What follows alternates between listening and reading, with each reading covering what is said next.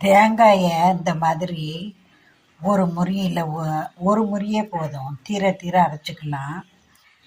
Mixie ஜாரில் கீரி போட்டு ஜீரகம் 2 வெங்காயம், நாட்டு வெங்காயம் போட்டு தண்ணி விடாமல் நீங்கள் அரைக்கணும்.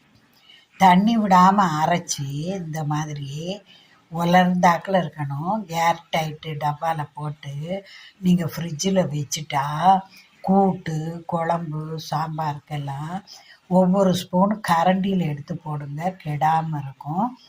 இது நமக்கு சமையலை துரிதமாக செய்து முடிக்க உதவும். நேரம் கிடைக்கிற நேரம் நீங்கள் இந்த மாதிரி செய்து டப்பாவாக வச்சுக்கிட்டீங்கன்னா உங்களுக்கு பள்ளிக்கூட அவசரம், ஆஃபீஸ் அவசரத்துக்கெல்லாம் ஈஸியாக இருக்கும். இந்த மாதிரி செய்து வச்சுக்கோங்க. தண்ணியே ஊற்றக்கூடாது. அப்படியே அந்த தேங்காய் ஈரத்திலே அரைஞ்சா போதும், கெடாமல் இருக்கும். 15 நாளைக்கு